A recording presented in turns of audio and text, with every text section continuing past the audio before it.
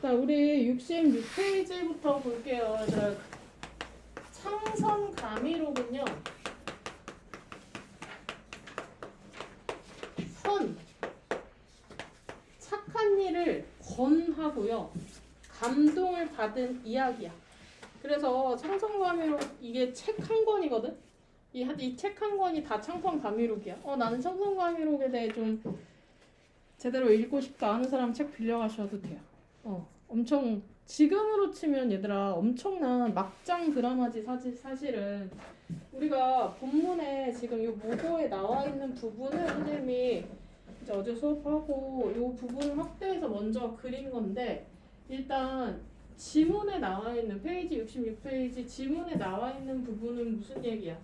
진형수 사람 이름이야. 왜 이름을 형수라고 해가지고 막 이제 호칭이랑 헷갈리겠지, 그치? 진형수와 조문화에 갈등이 일어났고, 이 엄숭이라는 애도 나쁜 놈이고, 그래서 이제 촉촉한 사람 진영수와 오부인을 괴롭히고, 그래서 여기서 똑똑한 진소저가 그럼 어머니 제가 결혼을 하는 척을 할게요 라고 하고 10일 뒤에 이제 10이랑 유모랑 같이 도망을 가는 이야기가 우리 본문에 나와 있는 부분이에요.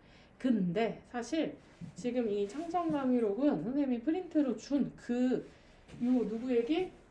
춘, 등선, 진 얘네 이야기가 메인이야. 얘네 이야기가 메인이고, 창선가미록이 수능에 나왔을 때 사실 고전 소설이 오답률이 5위 안에 드는 경우는 거의 없거든요. 왜냐면 딱히 어렵지 않고 일단 읽히는데, 물론 창선가미록이 지문 맨 뒤에 있어서 시간 없어서 못 읽었어요 하는 경우도 있는데, 실제로 요걸 읽다 보면 어떻게 되냐면 사람이 너무 많이 나와. 그래서 누가 누군지 되게 헷갈려. 그치? 근데 누가 누군지 되게 헷갈리는 경우에는 어떻게 하라고? 주인공, 착한 놈, 나쁜 놈 해서 일단은 누구와 누가 적대를 지고 있고 누가 도와주고 있고 요거를 보시면 돼요. 자, 한번 보세요. 하옥은요, 첫 번째 신부인, 두 번째 요부인, 세 번째 정부인, 이제 세 부인이 있었어. 요부인은 이제 정부인과 요부인은 죽었고요. 근데 이 지문이 나왔을 때 우리가 또 헷갈리는 이유가 뭐냐면 이름이 또 외자야. 그래서 지문에 우기 어쩌고 저쩌고, 춘이 어쩌고 저쩌고, 진이 어쩌고 저쩌고 이렇게 나오거든. 그래서 또 우리가 더 많이 헷갈릴 수 있는데, 화욱은 이제 신부인, 요부인, 정부인이 있었는데 우리의 주인공은 화진이거든요. 화진은 엄청난 효자야. 너무 착한 애인데 이제 신부인이 괴롭히고 춘이 괴롭혀도 굴하지 않고, 괴롭혀도 어머니를 챙기고, 왜? 어머니니까 어쨌든 괴롭혀도 어머니를 챙기고, 이 정도로 엄청 착한 효자였고요. 이 얘기가 사실은 어떻게 엮어지냐면, 이제 화진의 부인이 그 다음에 윤옥화, 남채봉 이렇게 있었죠. 그래서 이 보면은 윤시랑이라는 사람이 나오거든. 이 윤시랑이라는 경우가 지금 뭐 했냐면 진소적, 진채경을 입양해서 키워줘요. 근데 알고 보니까 이 윤시랑도 누구야? 화부인 고모의 아들이지. 그래서 이렇게 다시 엮어지고요. 그래서 진이랑 진소조가 이렇게 엮어지는 이야기가 되는 거야. 근데 인물이, 물론 이것만으로 우리가 전체 소설을 다 이해할 수는 없지만, 이제 우리의 핵심은 누가 엮어지고 누구를 도와주고 누구를 괴롭히고, 그러니까 큰 틀은 변하지 않아. 그러니까 전체 고전 소설에서 나오는 고전 소설에서 처첩 간의 갈등은 핵심이죠. 사실 처첩 간의 갈등이 일어나는 이유는 본부인은 착하고 첩은 나쁘고 전형적이죠. 이 이유는 뭐 때문에 그러는 거야? 이 때문은 가부장제의 한탄 때문에, 재산을 한 명만 몰빵하니까 사실은 일어나는 일이잖아. 전형적인 뭐예요? 전형적인 가정소설의 특징을 가지고 있는 작품이고요. 그 다음에 인물이 많이 이제 계속 엮여지죠. 그래서 여기서 이제 핵심 지위의 진채경과 그 다음에 화진, 이렇게 착한 애들이 현명하게 극복해가는 이야기다.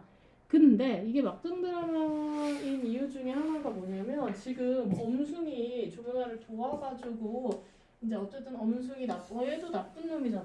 근데 엄순의 딸 누구예요? 어머라가 있어요. 어머라는 어디 갔어? 윤여우 남자거든요. 이제 처음에 윤여욱이 여잔 줄 알고 이제 친하게 잘 지냈다가 남잔 걸 알게 되고 사랑에 빠져. 그래서 엄승의 딸이 어떻게 돼? 윤여욱을 또 도와주기도 해요. 그래서 여러 가지가 막 섞여 있는 인물 관계도야. 그래서 우리가 소설에서 본문에 이제 문제에 나왔을 때는 이 부분 이걸 다 배울 순 없지만 여기서의 핵심이 누구냐 정도만 보시면 되고요. 그리고 우리가 지금 현대 소설도 똑같아. 고전 소설도 똑같아. 소설은 무슨 문학이라고 그랬어요? 갈등의 문학. 물론 허구의 문학이기도 하지만 갈등의 문학이라고 했죠. 그래서 직접적인 갈등 곡선이 겉으로 드러나는 작품들이 대부분 많이 실려요.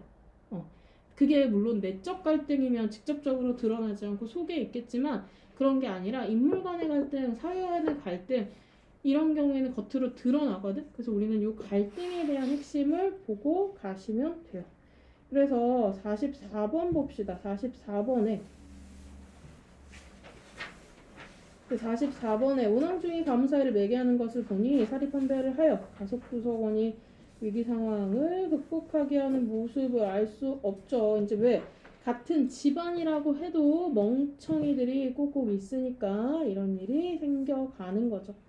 선생님 요거는 지금 뒤에서부터 이제 요거 그림 때문에 먼저 했고요. 오늘 우리는 뭐 볼 거냐면 이제 57페이지부터 진도 나갈게요. 보자. 페이지 57에 왜라는 질문에 대한 답으로 제시되는 설명이 무엇인지를 분석하고자 하는 과학 철학에서는 여러 가지 설명 이론을 제시해 왔다. 처음으로 체계적인 설명 이론을 제시한 템펠에 따르면 설명이 몇 가지 요건으로 충족해야 하는 논증이어야 한다. 그러면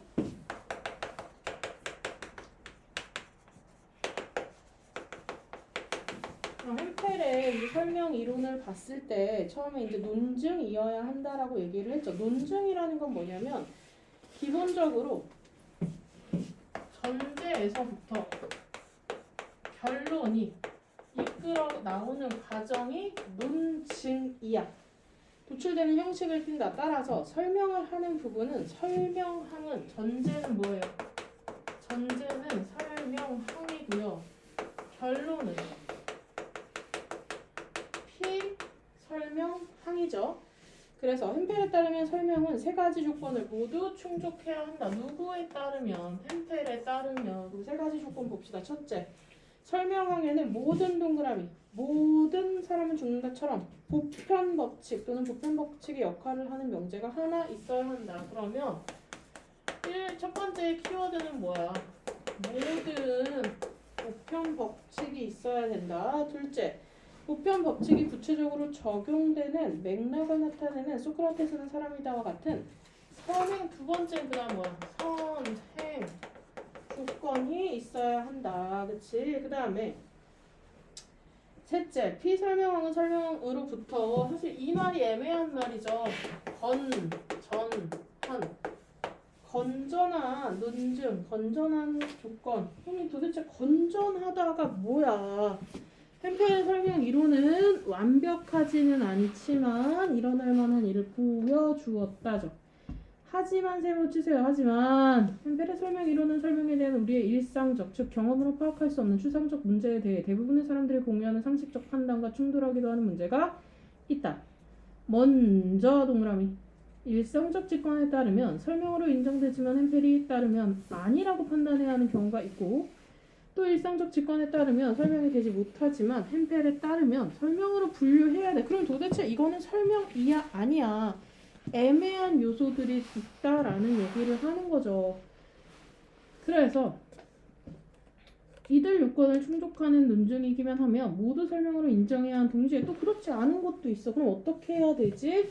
자, 아까 1번단 마지막 끝날 때 햄펠의 이론 의의가 있다.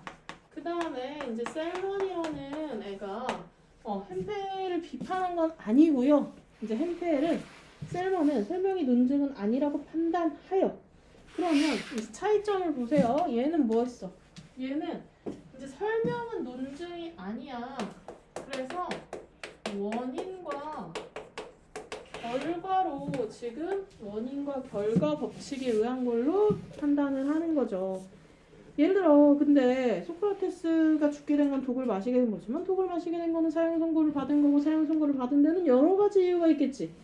그러면 도대체 원인이 뭐야? 하나의 원인을 따질 수는 없다라는 거죠. 그 다음에 18번 봅시다. 18번에 1번에 어떤 것이 논증이면 그것은 반드시 참이다. 참일 수도 있고 거짓일 수도 있겠죠.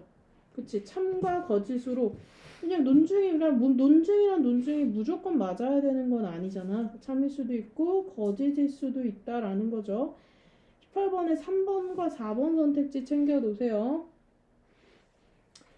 그 다음 20번에 보자. 평면거울 A에 대한 광선 B의 반사각은 왜 30도일까?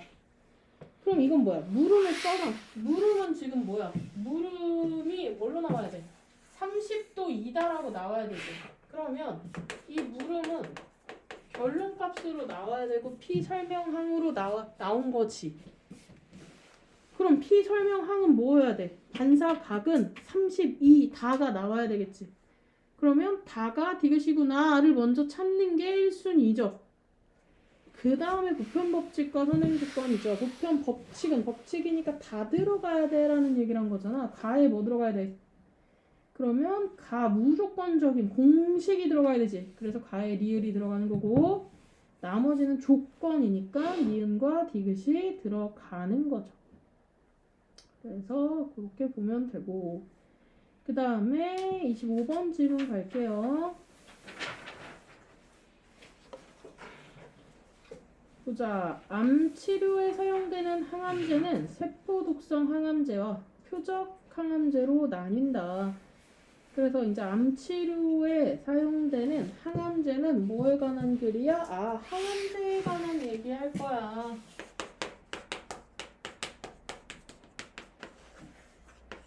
항암제에 관한 얘기할 거야. 그래서 세포 독성 항암제와 표적 항암제로 나뉜다.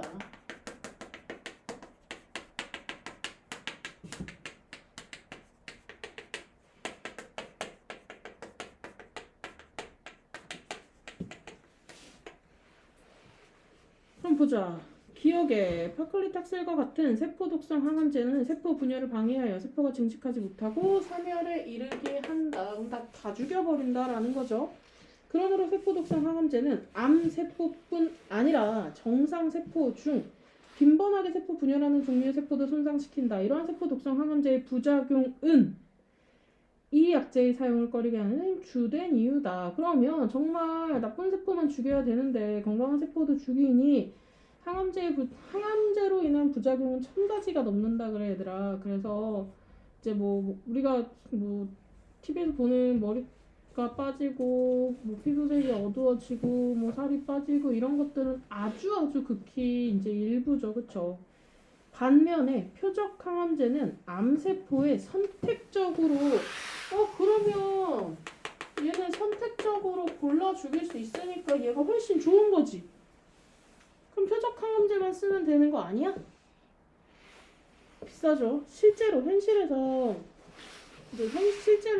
암에 걸리면 요즘에는 우리나라는 특히 의료보험이 되게 잘 돼 있어서 크게 정말 큰 비용이 들지 않고 암 치료를 할 수 있어. 근데 이렇게 표적 항암제를 쓴다라고 하면 진짜 주사 한 대에 1000만 원 막 이래. 항암은 한 번에서 끝나는 게 아니잖아요. 기본 회차가 뭐 8번 이렇게 뭐 6번 단위로 넘어가는데 그러면 쉽게 그럼 이걸로 해주세요 이렇게 할 수 있는 문제가 아니라는 거지. 사실 현실에서는. 글은 좀 더 볼게. 글 자체는 안 어려워. 암세포에서는 변형된 유전자가 만들어낸 비정상적인 단백질이 세포 분열을 위한 신호 전달 과정을 왜곡하여 과다한 세포 증식을 일으킨다. 암세포가 종양으로 자라려면 종양 속으로 연결되는 새로운 혈관의 생성이 필수적이다. 자, 그러면 새로운 혈관이 생성돼야 된대. 그래서 표적 항암제는 암세포가 증식하고 종양이 자라는 과정에 어느 단계에 개입하느냐에 따라 어떻게 또 나뉘어 신호 전달 억제제와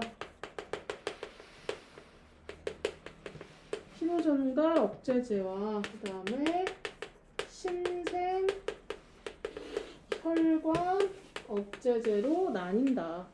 신호전달 억제제는 암세포의 증식을 유도하는 신호전달 과정 중에 그래서 특정 암에만 치료할 수 있지. 그치? 그래서 니은 얘기를 했고요. 그 다음 4문단에 신생혈관 억제제는 암세포가 새로운 혈관을 생성하는 것을 방해해서 암세포가 증식하여 종양이 되고 그 종양이 자라려면 얘들아 형광펜 갈게요. 산소와 영양분이 계속 공급. 산소와 영양분이 계속 공급되어야 한다.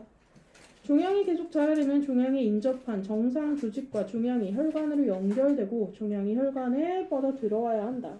대부분의 암세포들은 지금 어때? 내피성장 인자를 분비하여 암세포 주변의 조직에서 혈관 내피세포를 증식시킴으로써 새로운 혈관을 형성하지. 이러한 원리에 착안하여 종양의 혈관 생성을 억제할 수 있는 약제로. 자, 문제 내기 딱 좋죠. 기억, 니은, 디귿 하나씩 사례를 각각 들었죠. 그리고 분류를 해놨죠. 글을 빠르게 읽어야 되는 글이고요. 그 글을 문단별로 핵심 내용이 하나씩밖에 없기 때문에 우리가 이제 문제 풀 때 바로바로 어디에 이 부분이 어디에 있네를 갖다 써먹을 수 있는 글이에요. 그 다음에 25번 봅시다. 얘들아 25번 1, 2, 3, 4, 근거 찾기 꼭 다 해야 돼. 1번에 기억과 니은 모두 암세포만 선택적으로 공격한다. 기억은 다 공격하고 니은만 암세포 공격한다. 그 다음에 고쳐 빨리. 2번에 기억은 디귿과 달리 세포의 증식을 방해한다. 둘 다 방해한다. 그 다음에 3번에 야 정상 유전자로 복원되면 얼마나 좋겠어. 그럼 다 정상 아프기 이전 단계로 돌아간다는 거지. 그치 사실은. 근데 그런 말 있어요 없어요? 지금 없어요 이런 말 자체가. 그 다음 4번에 한 가지 종류의 암에만 효능을 보이는 것은 누구예요? 얘죠. 니은이죠. 니은. 그치? 그래서 답이 5번인데 나머지 1, 2, 3, 4에 대한 근거가 확실하게 나와 있고요. 자 26번을 푸는 문제 핵심은 이거야. 산소와 영양분이거든요. 어떤 암세포를 시험관 속에 액체에 넣었다. 액체 속에는 산소와 영양분이 충분함에도 불구하고 액체 속의 암세포는 세포 분열을 하여 작은 암덩이로 자란 건 뭐 때문이야? 그 시험관 안에 있는 산소와 영양분을 먹고 자란 거지. 그럼 다 먹었어. 그럼 어떻게 해? 끝. 더 못 먹잖아. 그러니까 더 이상 증식 안 한 거지. 그럼 이 시험관에 다른 걸 넣어도 산소랑 영양분이 없으니까 더 자랄 수 있어 없어? 없겠죠. 근데 실험 동물은 숨 쉬죠. 그럼 계속 뭐예요? 계속 산소와 영양분을 공급을 받지. 그럼 얘는 계속 어때? 더 커질 수 있다라는 거잖아. 그치? 그래서 주입된 암세포는 종양으로 자랐고요. 혈관이 들어차 있었다. 그래서 답이 2번인 거야. 왜? 실험체에 더 넣는다고 해도 지금 산소와 영양분이 있어 없어? 없잖아. 그리고 또 BCR 단백질 같은 경우에는 어때? 만성 골수성 백혈병 환자에게만 하잖아. 근데 지금 여기 시험관에 있는 이 암세포가 뭐 어떤 병의 암세포인지 알아 몰라? 모르지. 두 가지 조건으로 답 찾을 수 있죠. 두 가지 조건으로 답 찾을 수 있기 때문에 답이 26번에 2번으로 나오는 거죠. 그 다음에 26번에 30 보자. 전원사시가 설명 좀 할게요. 얘들아 전원사시가에 계절을 나타내는 단어들에 다 동그라미 쳐봐.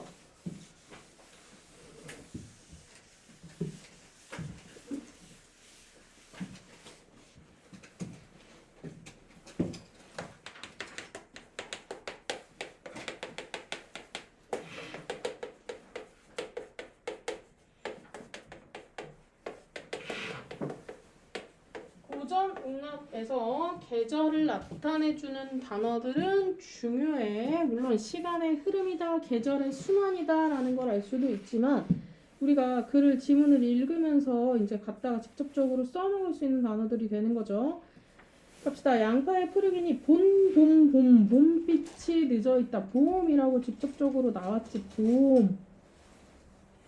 봄빛이 늦게까지 비춰준다라는 뜻이야. 소원, 작은 정원에 도화 동그라미 작은 정원에 복숭아꽃 담비에 다 퍼져 있구나. 아이야 불렀죠. 도노법.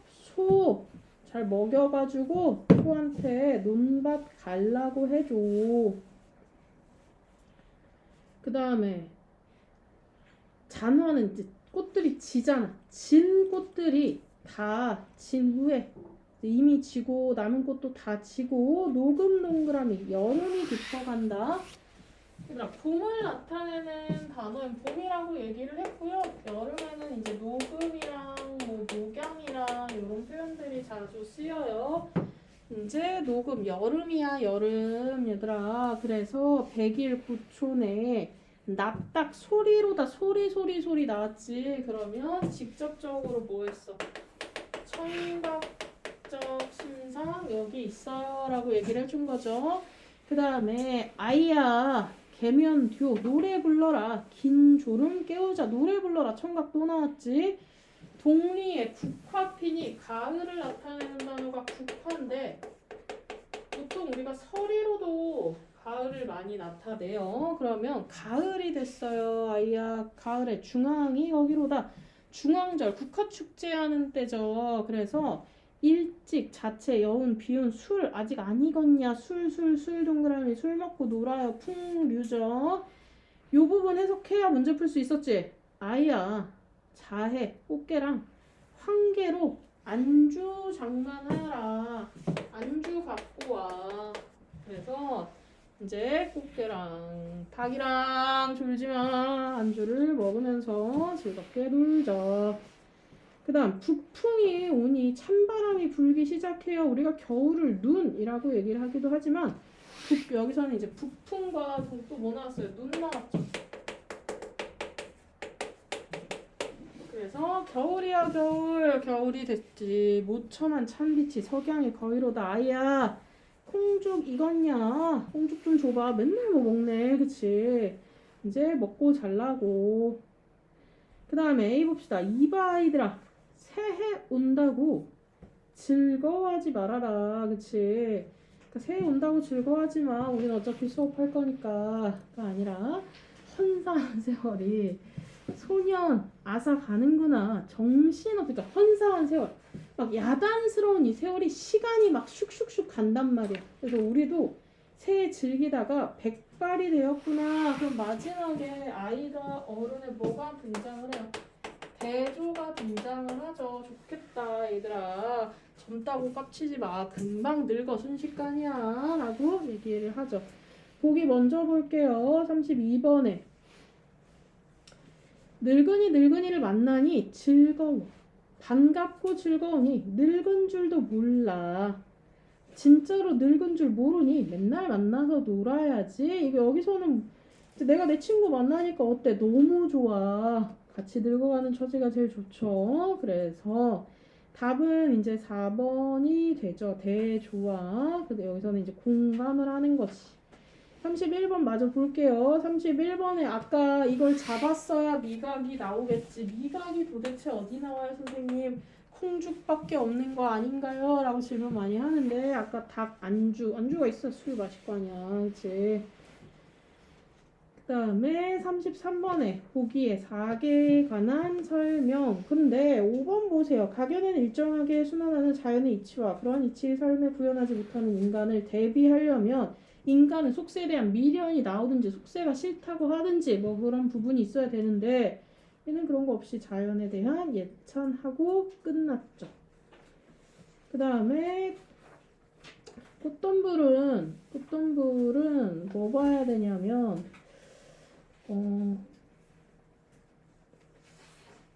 36번을 질문을 하셨는데요. 36번 봐봐. 자, 36번에 2번에 몸과 마음을 팔아버린 것들은 삶을 살아가는 대상을 되찾기 위한 게 아니라 일제강점기에 몸을 팔고 마음을 팔았다는 건 뭐야? 변절, 친일 이런 개념이죠. 뭐 어쩔 수 없이 그랬다 쳐도 지금 우리가 얘네를 사랑하려고 노력을 해야지에 관한 얘기는 아닌 거죠. 그 다음 34번에 실현과 고난을 드러내는 표현이 가에서는 지금 막 가슴을 쥐어뜯고요. 막 겨울밤 달이 아직 차고요. 그 다음 나에서는 리을에 아직 아무리 모진 비바람이 삼킨 어둠이어도 극복을 해야지, 그치? 그 다음에 다에서는 첫 번째 줄에 너는 차가운 땅 속에서 겨울을 자라왔다, 차가운 땅을 버텼다 라는 얘기를 하는 거죠. 그 다음에 37번에 A 봅시다. A에서는 사랑한다는 것은 어떤 것이야? 열매가 맺지 않은 과묵은 뿌리채 뽑고 그 뿌리를 썩힌 후 흙 속의 체중은 모조리 잡고 그리고 새 모목을 심기 위해서 깊이 파헤쳐 내 두 손에 땀을 섞은 후에 그 흙을 깨끗하게 실하게 하는 일이다. 나 따위 뭐 없어져도 괜찮아. 나 따위 중요하지 않아. 너를 위해 나는 이렇게 희생을 할 거야. 근데 이게 시켜서 하는 희생이 아니잖아.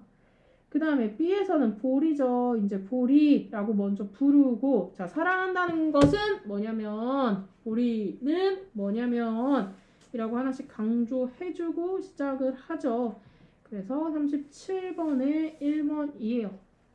그리고 44번 아까 봤고요. 그 다음에 5회로 넘어갈게요.